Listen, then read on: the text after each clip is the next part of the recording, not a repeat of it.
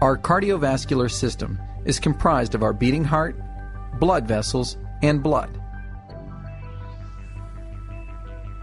The average man's body contains 5 to 6 liters of whole blood. Blood has many life-sustaining responsibilities, including transporting oxygen, carbon dioxide, nutrients, and hormones throughout the body.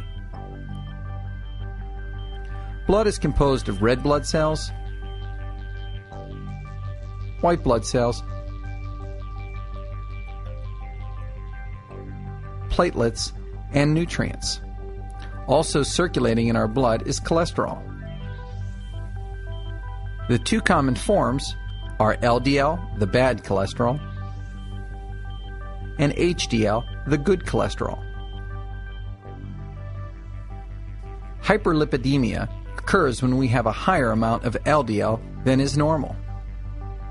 LDL travels out of the blood and is deposited between the smooth muscle cells of the artery.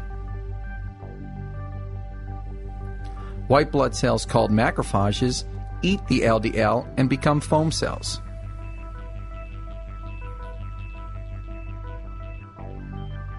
These cells eventually rupture and begin to form a lipid layer called plaque.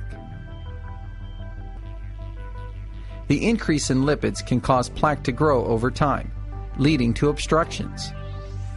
If the obstruction occurs in the coronary arteries, it could result in a heart attack. If the obstruction occurs in arteries in our brain, it could lead to a stroke. There are no symptoms, so screening for hyperlipidemia should be part of your regular physical examination. The heart is the primary organ of the cardiovascular system. It is a beating muscle that supplies the body's cells with oxygen and nutrient-rich blood. The heart also requires these substances to function. The coronary arteries surrounding the heart keep it nourished with blood.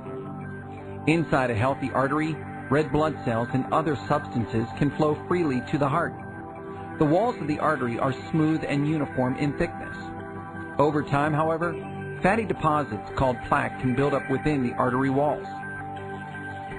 Plaque may harden and cause the artery to become narrow, a process called atherosclerosis. When atherosclerosis occurs in the coronary arteries, the condition is called coronary artery disease, or CAD.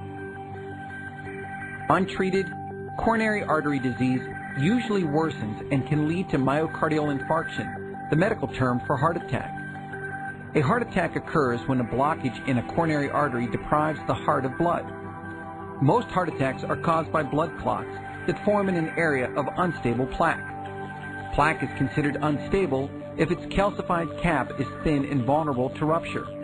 A rupture exposes the fatty core to the bloodstream. The exposed core triggers the blood to coagulate, or clump together, similar to the way blood clots at the site of a wound to stem bleeding. Inside an artery, a blood clot, called a thrombus, can block blood flow to the heart. Deprived of oxygen, heart tissue fed by the blocked artery will quickly die. The extent of damage sustained by the heart depends on the severity of the attack, speed of medical treatment, and the location of the blockage. Our brain, like all organs within our body, needs oxygen and nutrients in order to function properly. These life-sustaining products are delivered in our blood through the circulatory system. A stroke occurs because there is a lack of blood to the brain. That could be caused by one of two things: either a ruptured blood vessel, like a brain aneurysm, or a small, free-floating clot or particle, known as an embolism, that is traveling through your blood and blocks one of the arteries to the brain. Depending on what areas of your brain are affected, stroke can cause speech impairments, paralysis in parts of your body, and unconsciousness.